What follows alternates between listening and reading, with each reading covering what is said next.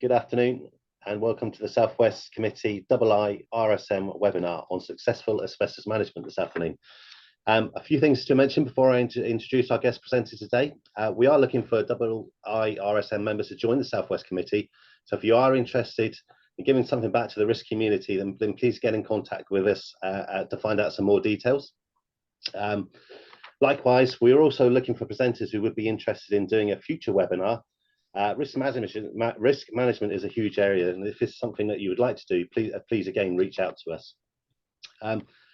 We will do a question and answer session at the end of this presentation, and please drop your message in the chat box, but also at the end we'll also open up the mics as well. So if you have a specific question that's either too long or perhaps too complex to put in a chat, because let's face it, anything in a chat or text situation, it doesn't always come across as right. But anyway, on with our presentation, and so I have a great pleasure in introducing Mike Ayling from Consultancy Services Manager, as is Consultancy Services Manager for Assurity Consulting. Mike, over to you. Okay, thank you very much, Simon, and good afternoon, everyone. I've got a short presentation today, so there'll be plenty of time for questions at the end. So I'll just kick off a little bit about myself. I joined Assurity Consulting back in 1993, which, yes, is 30 years ago, primarily concentrating on asbestos and Legionella, very similar, although one's a water droplet, one's a fibre. The same thing about breathing in things has been very close to my heart over this period of time. But all before that, I was actually an asbestos analyst. So I was going in and doing clearance testing and making sure that the asbestos was removed properly, giving the right certification. So myself from P402, P405 qualified with regards to asbestos surveying and management. But I've been on both sides of the fence. So I've seen everything from the removal side and also everything from the management side. So I want to share some of those things today, some of my experiences, and just give you a little bit more of an idea of what successful management is. So most of you will probably know already that asbestos has been around for a very, very long time. And it was pretty much used gradually in the UK from the late 1800s up to the sort of First World War. It then, after the First World War and towards the Second World War, there was an increasing use. And then after the Second World War was when it was really used in earnest. There was a lot of bombing, for example, and houses catching fire. So they thought, well, hang on a minute, how can we make houses be a little bit more resilient? We'll make them out of asbestos. So with that, asbestos has a number of really, really good properties. It was really strong. It's got fire resistant. It's heat resistant as well.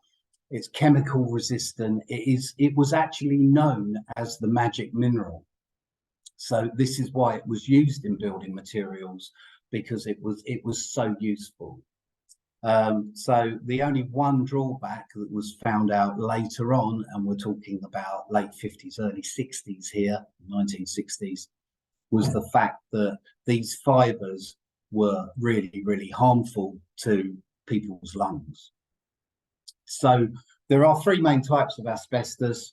We've got white, and they're often named after their colours. You can't see their colours unless you see them raw. And you can, the white is sort of a creamy, dirty white. The brown is sort of a little bit darker than the white, really. But the blue does give a sort of grey, bluey sort of colour. So if you ever see any raw, and asbestos itself was mined straight out of the ground, so there was an opportunity to see it raw. You would only see those colours then. It gets mixed with lots of different products, and a number of registered products is 3,500. So you can imagine that when we're doing surveys, when we're looking for asbestos, there's quite a few building materials that it could be in. There are also ones where we found that actually they're the only place in the whole world where it exists, because it's been mixed up locally on site. So we often find this in renders on the outside of buildings, for example. Someone had a bag of asbestos that maybe they were doing some Artex with or something like that. And they had it left over, so they've just put it in as a filler in a building material.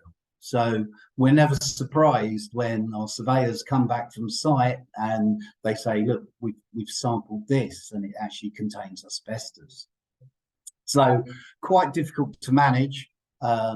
So really, really important that you get the correct information in place in order to successfully manage this.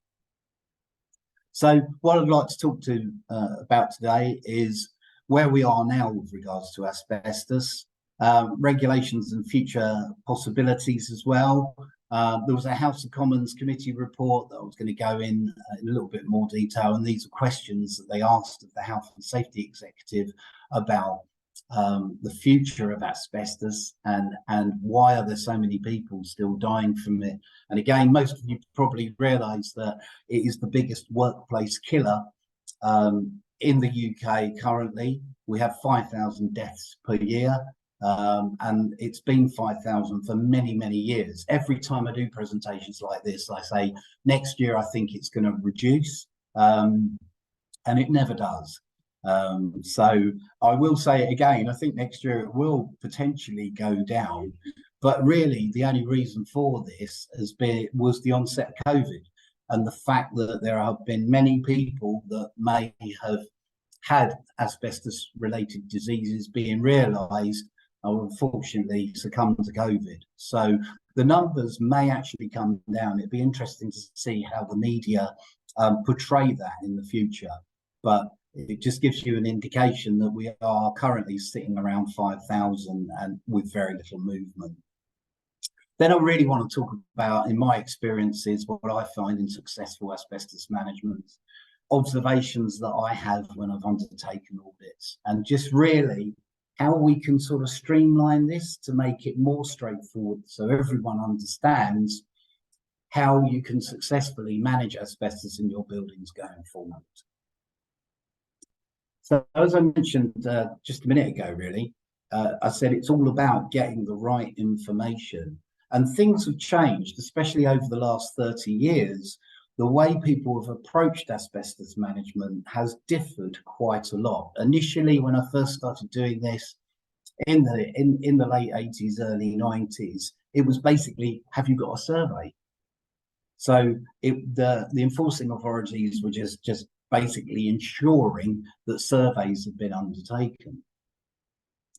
Now, the problem with surveys is they vary greatly. So if there's one thing I can urge you to do, it's just go back right to the beginning of this process, really, and look at your original survey. So you need an asbestos if you're in a building that was built before the year 2000. It's actually November 1999.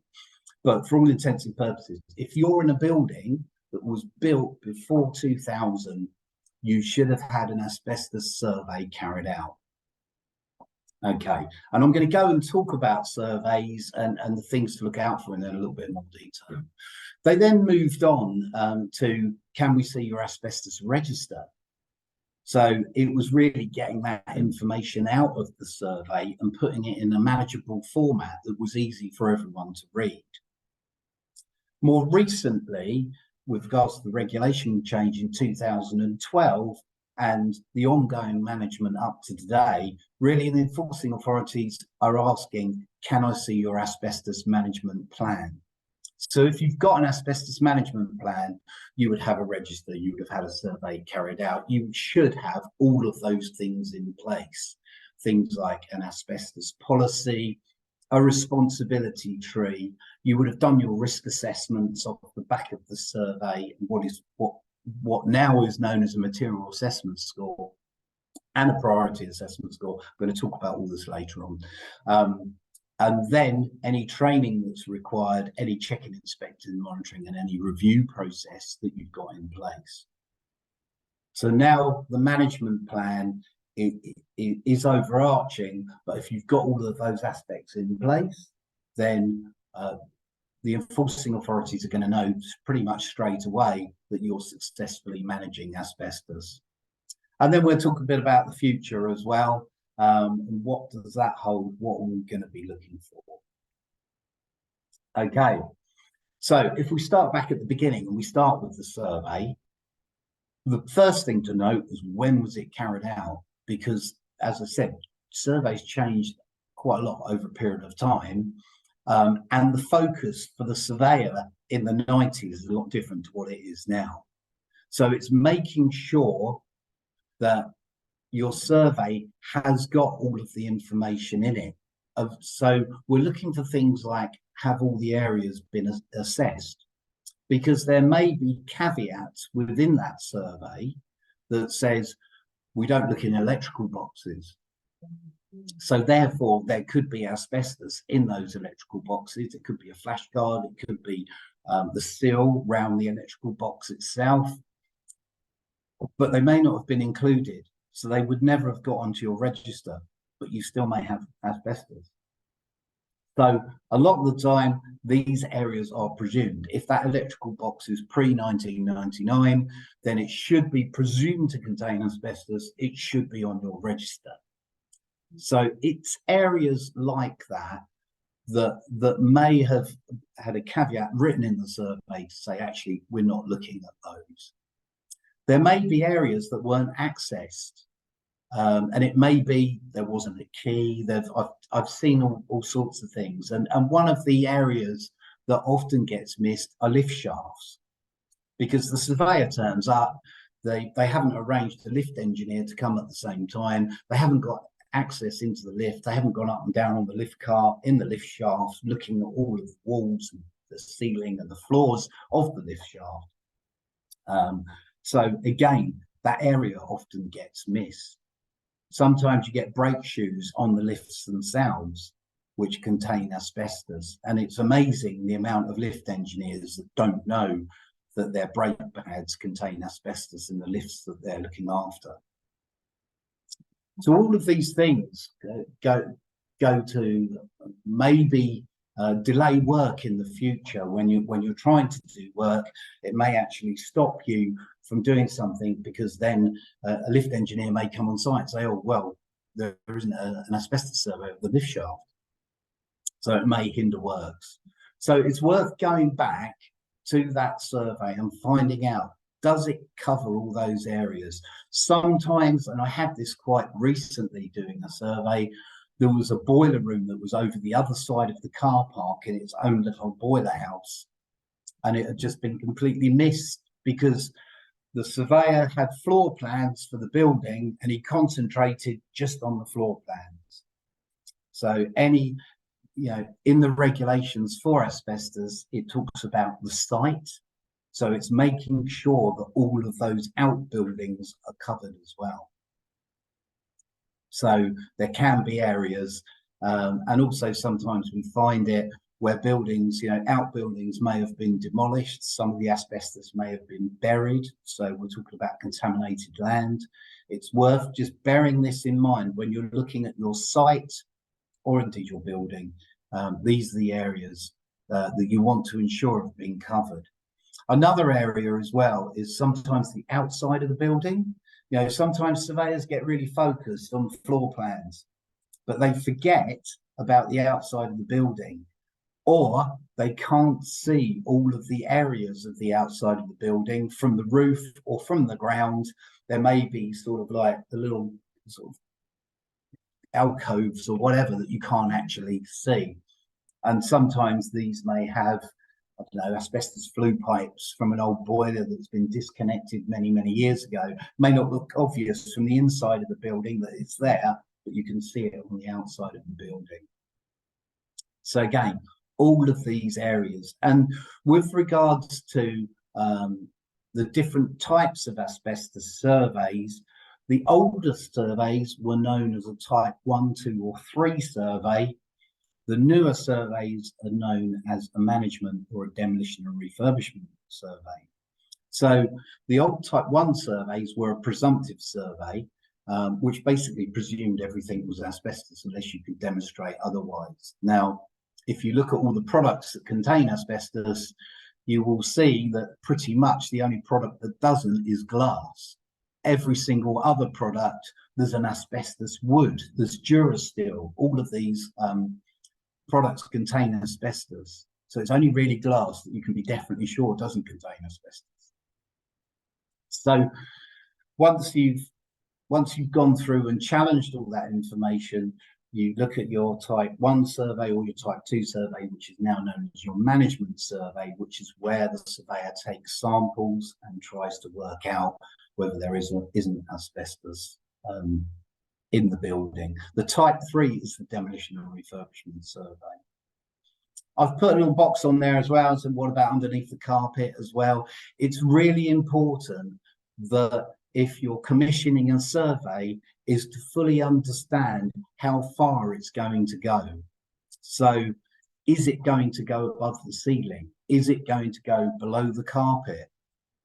So these are important. Obviously, you can have floor tiles or the bitumen that sticks down the floor tiles. These can all contain asbestos.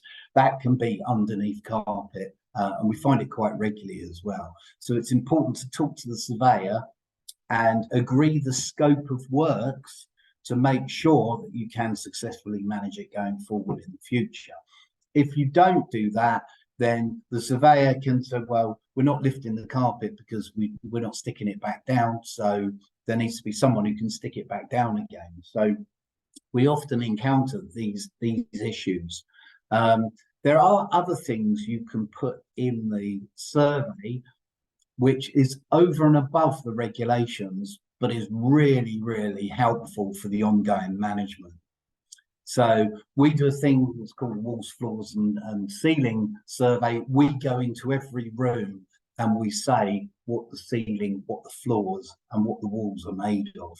Because if that's recorded, you will know in the future then, did they look above the ceiling? Did they go below the carpet by the information that's recorded? So there's a whole host of things to look out for, and this is your cornerstone document. This is the whole thing that relies on your asbestos management. If you have a poor survey, you won't have a chance of getting your asbestos management plan correct going forward. So I'd urge you to go back, have a check through it, and just make sure that you're comfortable with what the contents of that survey is suggesting. And if there is any areas which haven't been accessed, and it may be for legitimate reasons, there may be undercrofts which are confined spaces that no one goes in, you know, and the decision can be made to say, right, no one's going in there, and we're just saying it's out of bounds. I would still urge that to be on the register. So all of your no access areas, if they're on the register, then people know that those areas could contain asbestos. So it's all about finding out the information on your building. What did it cover? Did it sample the damp course, for example, that can contain asbestos on the outside of the building? Sometimes it can be difficult to see or find or sample, but it just gives you an idea of how far things potentially need to go. Okay, I think I've covered most of this, but just again, does the survey include all parts of your site that you're responsible for, outlying sheds and storage areas, undercrofts, external parts of buildings, including roofs? And I'll put on the end there, what about the very old safe? So with regards to surveys, it's really looking at the fabric of the building.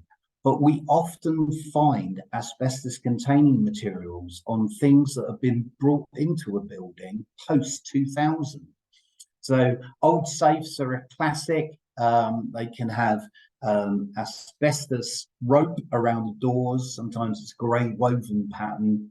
It is a giveaway there. Fire cabinets as well. Any storage cabinets can have asbestos boards or again, rope seals around them. Anything that could have been brought from a building pre-2000 could contain asbestos. So they often, again, don't make it onto the onto the register, because sometimes you can't get access into the safe because someone's lost the key and it's been locked for many, many years. But if you can, then at least you can get it surveyed and have a definitive on whether there is asbestos containing materials in it or not.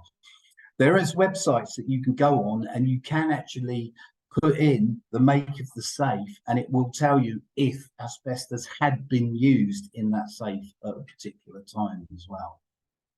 So there is a lot of information out there. It's never 100% foolproof, but ultimately it will give you guidance then. I did a survey recently. We had 10 safes of varying ages. I found asbestos in 5 of them. So again, that just gives you an idea that, you know, there's still many safes out there with asbestos in. Okay, so moving on from the survey, it's really taking that information out of the survey and having your asbestos register. Now, this is the thing that everyone, contractors, visitors, anyone working in the building, any occupants in the building should have access to. The register really does form all of the asbestos locations, all of the areas which do or are presumed to contain asbestos. Another thing that we found useful as well, and again, this is above the regulations, but if those locations can be marked on a floor plan, it really does help. A lot of people are, it's easier to see on a floor plan of exactly where it is. Sometimes on the register, the location name may change. It can be called something local, that then obviously people are maybe leaving the organisation. You get new people coming in. They may not fully understand where that location is. So a floor plan clearly marked where all the asbestos containing materials are is really, really useful for the management. So another thing on the register, really, I've put up there, does it contain the material assessment score? So since 2012 regs, then we now rely on a scoring system for the asbestos management plan. And I'm going to talk about that a little bit more, because it also follows on then that there's a priority as well. Those two scores are added together to give you your total risk assessment score. So theoretically, you will know in your building or in your portfolio of buildings where the most riskiest piece of asbestos is. And then for your asbestos management plan going forward, you need to concentrate on the highest risk materials first. So the good thing about surveys is, as I said, they vary, but you need to keep all of the surveys you have. So if you do have another one, don't get rid of your old one. Always keep all your asbestos information. The regulations are completely different to normal health and safety law, which really talks about keeping documentation for 2 or 5 years, depending on if it's management information or if it's hard temperature testing or whatever the actual hard documentation. With asbestos, again, it says in the regulations 40 years plus, but I would urge you keep your asbestos information forever. The reason why I say that is because asbestos-related diseases, and primarily here we're talking about, you may have heard of asbestosis or even mesothelioma, which is a cancer of the lung lining. They're the 2 main types of asbestos disease. It can take anywhere, and again, if you read it in the regulations, it says 15 to 60 years. 15 years is a very short time period and was probably put in there for mass exposures back in the 1930s and 40s in shipyards and that sort of thing.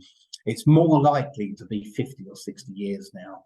So people generally are going to be in their 70s or 80s before they may realize any lung-related diseases. This is why it's critical to keep all your documentation and your evidence of previous management from your buildings.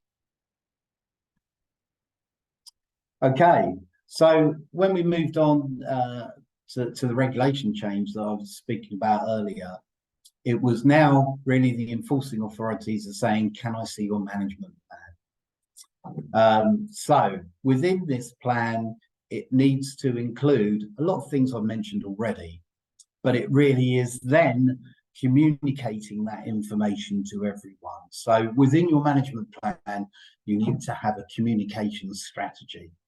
So how are you going to tell the staff? How are you going to tell contractors or visitors, depending on your situation, depending if you have members of the public coming into your building? You've really got to put a communication strategy together to make sure that everyone knows the main contents of the asbestos management plan. Yes, I've mentioned asbestos policy. And again, for the policy, it's just a commitment that the organisation is going to put the funds available, make the funds available for you to successfully manage asbestos. So the asbestos policy is key. It doesn't have to be war and peace. Normally, one side of A-Force and the organisation will comply with the regulations, make funds available, etc. is normally good enough. The responsibility tree is very, very important because then it's clearly documented who's responsible for what part of asbestos management. So we like names like who the statutory duty holder is, who's the appointed responsible person and their deputy, because things always happen when the appointed responsible person is on holiday or off sick. So they need a deputy. And then anyone else in that responsibility tree. So your asbestos surveyor should be in there. Your asbestos management company, if you have any external help, they should be in there. The maintenance company, anyone that is liable to come into contact with any asbestos in your buildings, and it can vary depending on how much you've got and where it is, should be in that organogram. So the next thing really is the risk assessment score. Now, I've mentioned this earlier, but it's absolutely critical that a full score is added to this asbestos management plan. Now, the score may change over a period of time because you'll be doing your regular assessments. And really depending on the risk assessment score, it will guide you as to how often you need to re-inspect that asbestos location. So it may be 6 monthly, it may be annually, it may be longer. It really depends on what it is and where it is. But when I say the score can change, is if that piece of asbestos then gets damaged or something else may impact on that area, the area may change. You know, it may have been a storeroom and it may have been converted into an office. That will change your overall risk assessment score. And then it may have an impact on how you manage that going forward. The next part of it is a plan detailing how you will manage asbestos in your buildings. So when you're looking at that, you want to know the most riskiest piece of asbestos. You want to know the bits potentially whereby they're very, very low risk. They may not be accessible. They may not be easily damaged or damaged at all. So therefore, you know, then you might think, well, hang on a minute, this area is our riskiest bit of asbestos. So we need to do further works on this. We may need to encapsulate. We may need to go a little bit further than that. We may need to box in or something like that.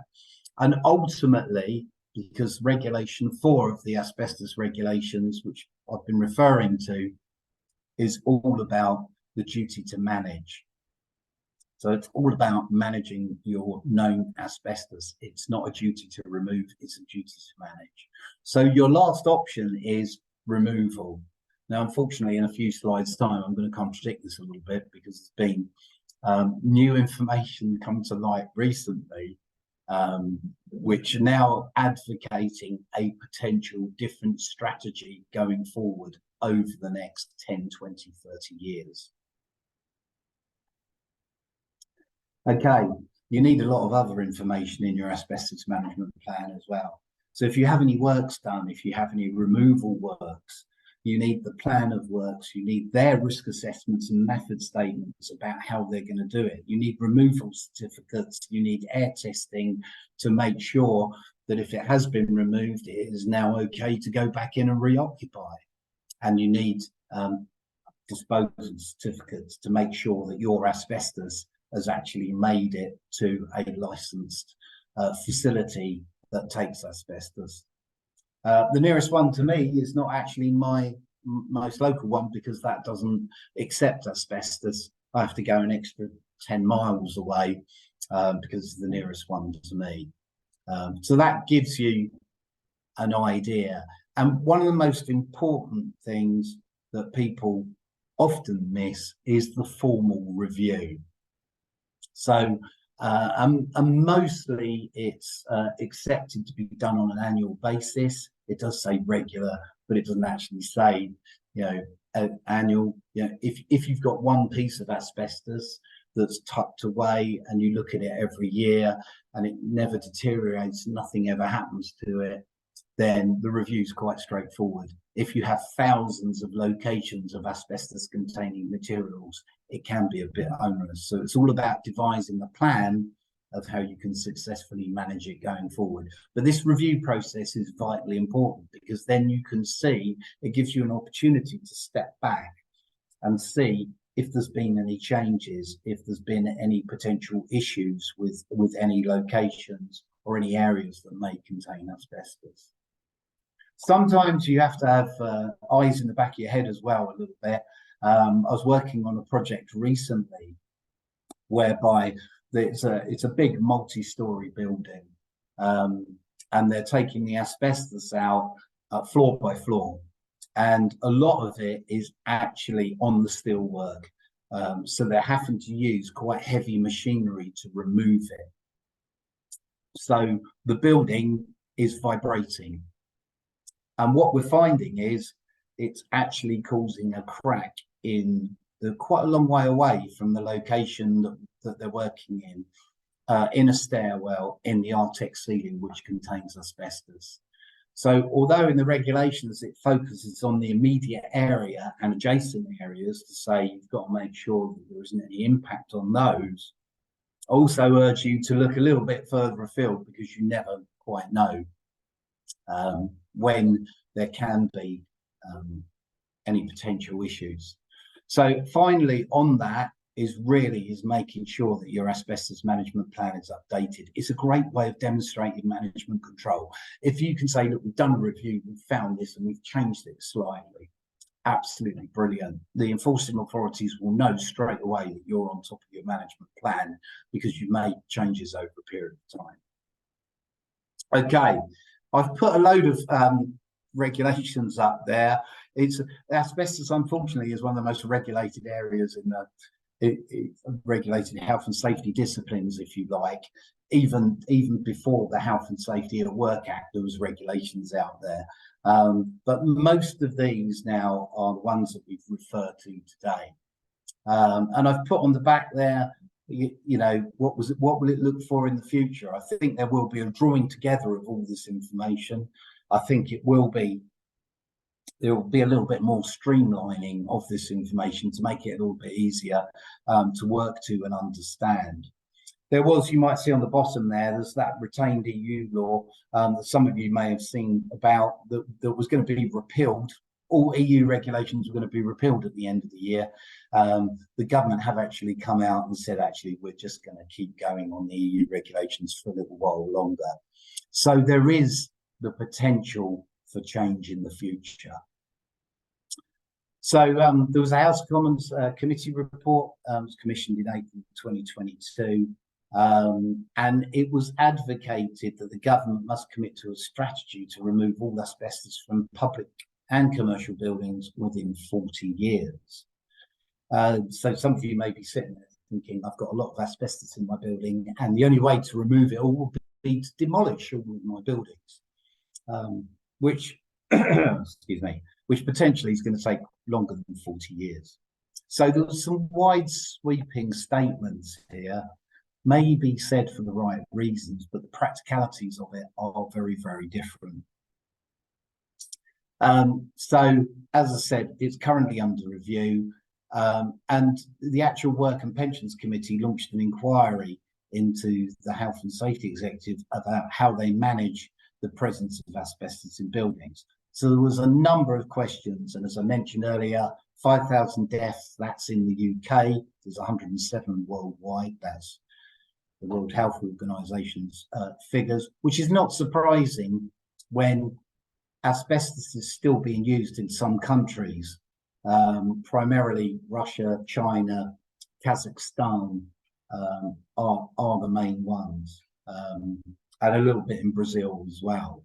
So it's primarily being used in building materials rather than anything else. But yeah, there's still worldwide production of 1.2 million tons. So it's still a massive problem throughout the world. There's been various studies done to say that children are susceptible or more susceptible to mesothelioma, and there's a number of people, there's 15,000 people in the Night Union who have reported to been exposed to asbestos. There's also other things that have been done as well with regards to the HSE have done some investigation into people removing asbestos and found that even though they're doing it under controlled conditions, they're still unfortunately exposing themselves because they're cutting corners. So in my opinion, not a lot's changed in the last 30 years. You will always get that human aspect within there. So you will always get a certain amount of people dying from asbestos-related diseases. So they asked a lot of questions, all of which they've answered to a varying degree with regards to, what lessons have we learned? How are we doing with regards to other countries? What is the best way forward? Everyone indeed could put information into this to give information on how well they think this asbestos process has gone. The deadline was 17th of September in 2022. So we submitted our information. We haven't heard anything. Indeed, nobody's heard anything about what potentially the future will hold. So the main reasons here, one of the main reasons that they cited, and this was the first one they cited, drive to net zero in buildings. This is going to cause a lot of refurbishment, so a lot of asbestos has got to come out of buildings. I've mentioned about the asbestos removal still being a big problem and potentially will be. But it's all about education and training, because you will get accidental fibre release, and it's just making sure you have the correct policies and procedures in place to be able to deal with that. Sometimes we're confronted with people panicking and phoning us up going, there's been an asbestos exposure and we've reported it under RIDDOR to the HSE. And sometimes the HSE come in and say, well, actually, there hasn't been an exposure, you didn't really need to report it. So there's still quite a large problem here with regards to people knowing when there's been an accidental release of fibres or there's been some damage, what processes they need to be put in place to be able to manage it successfully. This should be part of your management plan going forwards. Unfortunately, demolition surveys never normally seem to go far enough. And there's always the problem of when demolition starts, more asbestos is being uncovered. At that point, it gets virtually impossible to be able to analyse an area, sheet it up, get a clearance. It can take weeks for the dust to settle, even if you're using dust suppression. And it makes it really, really difficult to manage going forward. And indeed, that's where a lot of the mass exposures come from.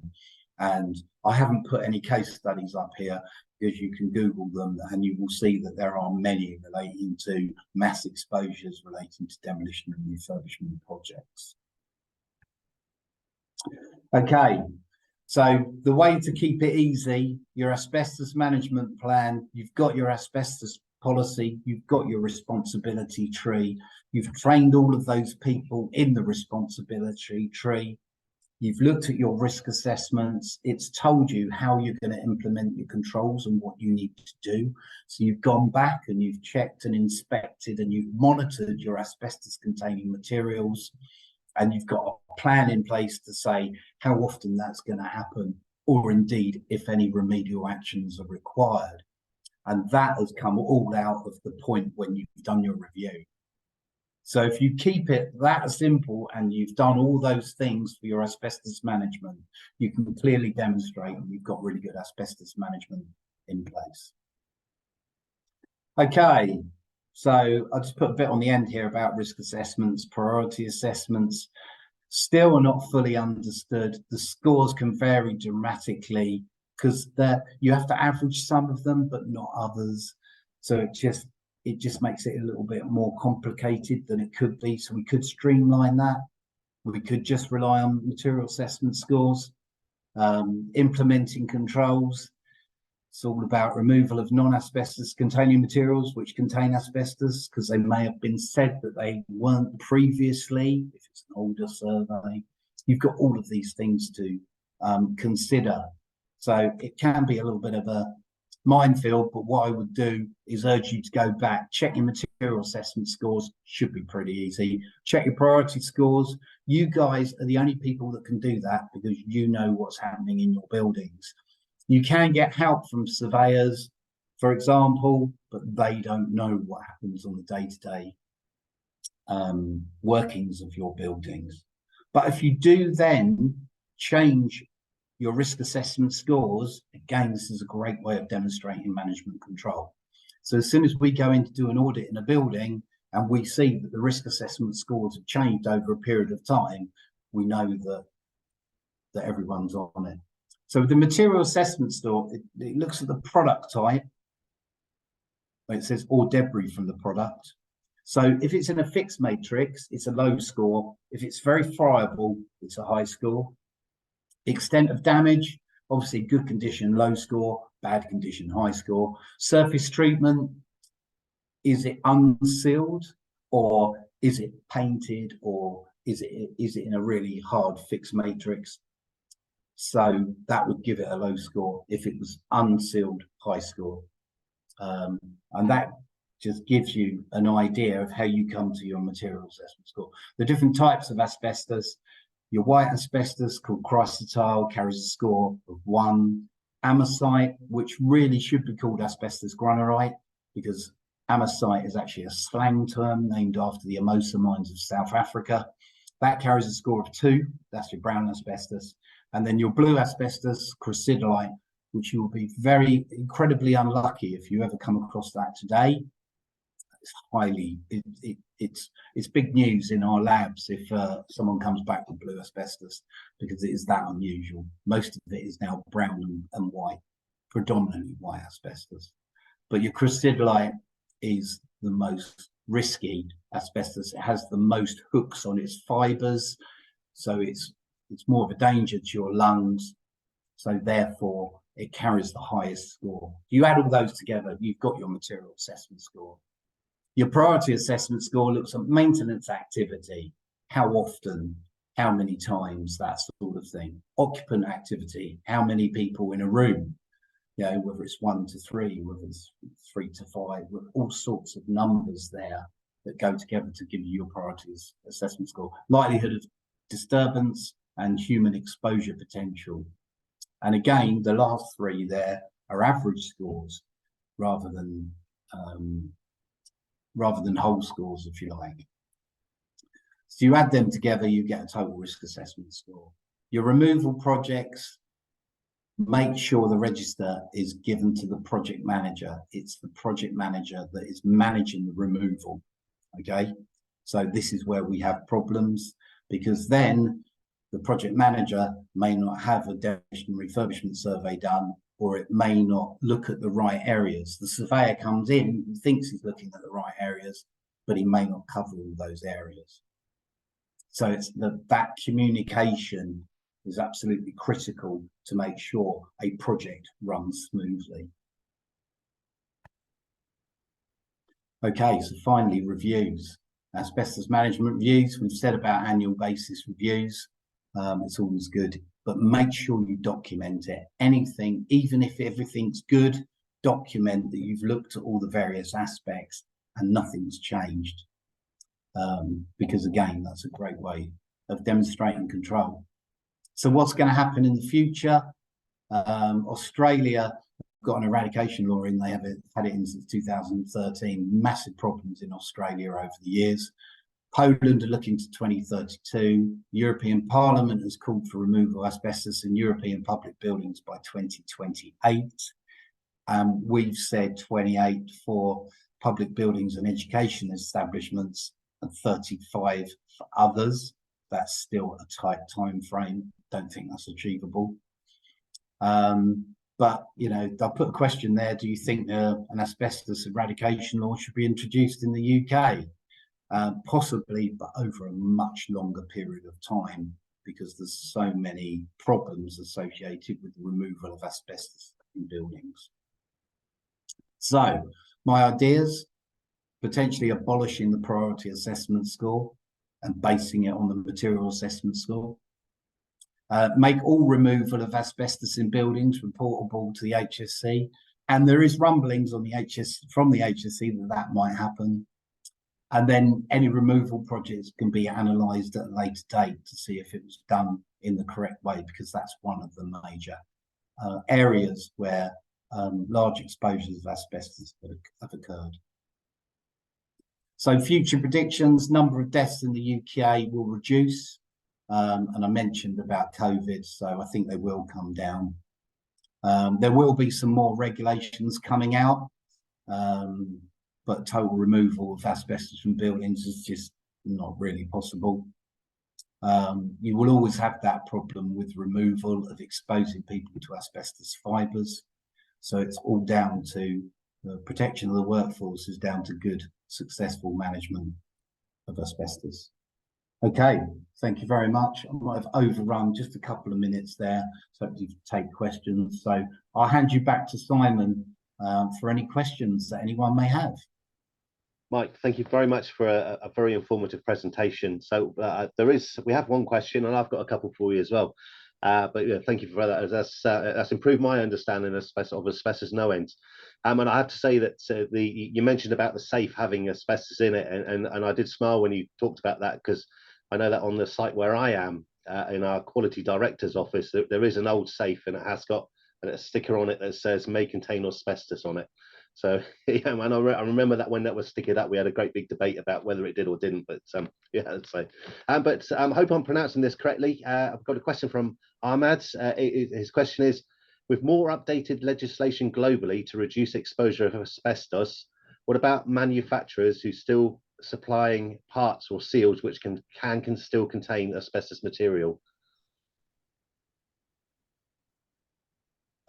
Yes, I don't know what the question is there really. There is, I mean, it's still being exported all over the world and going into building materials. We had a problem in the UK in 2010 where you might have seen the gaskets on pipework, and they're sort of a pinky color. They're the ones that contain asbestos the most. But in 2010, unfortunately, there was a lot of gaskets imported from China. They're dark blue if you ever come across them.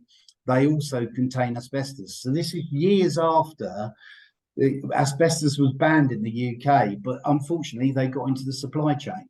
Right. I've only ever seen two in my life. So they are quite rare, but it's potentially things like that. Yes, there should be more global control on it, and you know, hopefully there will be a ban at some point. As I said earlier, and I've been lucky enough to go out in China, so I've seen it in action. It is going more into sort of concretes, and so it's things that are less friable. Yeah. So if anything, it's probably the better side of it with regards to if it's being used. But I think probably in the future there will be a global ban. But this takes a lot of time, and you have to get everyone. You know, there's still massive industries out there that are sort of surviving on asbestos production. Is there any, obviously this a worldwide ban on it, or would be sort of driven by the United Nations? So is there anything in the pipeline around that or not? Not as far as I'm aware. Okay, thank you. So I've got a couple of questions. My first question is I've got a team of guys, and I know that I sit next door to the engineering manager on site, and we all did asbestos awareness training. Because we're on a site that's built in 1979, and I do know that past experience, apart from the safe we have on site, we've got there's asbestos present within the flooring. You talked about that, the flooring tiles and things in the adhesive that was used for that. And we did training. Must have been about, I think it was when we were coming out of COVID, because I seem to recall that we had to make some arrangements around social distancing and things at the time. So that was going back a couple of years ago now. So in your experience, what is the recommendation for refresher training around that sort of thing? It's the same with any health and safety training, really. There isn't really, it says regular, which doesn't really give you much guidance on how often. So it really depends on lots of other things within the organisation. So staff turnover, you know, and I would look at how well the asbestos is being managed, because if everyone's been there for a period of time, they all know about asbestos and they're managing it really well, then the argument is you could probably have training less, because it would just be a refresher. If there's any changes in regulations, or if there's any major changes, then that will be a trigger point as well. A lot of our customers settle on 3 years if they've got quite a static workforce. They've sort of, they think that would capture anything, and it would just give them a reminder of all the things that they need to do. And a lot of time it's just checking through to make sure that they are doing everything, and sometimes they take away one thing that they might go and check on. Okay. So again, I have to sit on the fence there. I'm sorry about that, but no problem. I think 3 years sounds probably about right, because I did it myself, and I am forgetting things now, so it probably feels about right that I should be thinking about going off and doing it again. And I suppose, being the industry expert that you are, I mean, what do you see as the biggest challenge around asbestos management? I would say fully understand. A lot of organisations will tend to rely quite heavily on the surveyor, or then when they do the condition assessments, which often they do on an annual basis, they're really relying on the person doing the condition assessment to give them the information to manage. Yep. Which is fine, but you need someone with enough knowledge on asbestos to make sure they can challenge that ongoing process. The problem is, if you get an asbestos removal company, they're more likely to come at it from a removal point of view. Whereas if you get a management company, they're more likely to come from it from a management point of view. Yep. So sometimes you can get this uneasy situation where a customer may be faced with a little bit of conflicting information there about a particular location of asbestos. You might have one organisation saying you must remove it, and you'll have another one saying, well, actually you can manage it in situ because the risk assessment score determines that. Right. So that's often the biggest problem that we have. It's understanding the material assessment score and the priority assessment score. That's what I said in my presentation about either doing away with it or making it more streamlined, because it's overcomplicated. Yeah, I sort of understood that from the sort of the amount of legislation that you showed there as well, and I probably didn't have a full appreciation of all those aspects within asbestos management. So thank you for that. It doesn't look like we've got any more questions coming through. It is 5:02, so it's just about time to close anyway. So I'd just like to say thank you again for the presentation and for giving up your valuable time this afternoon. And thank you to all of you that have joined us this afternoon. And please keep a lookout for future webinars. So take care and goodbye. Okay, thank you everyone. Thank you.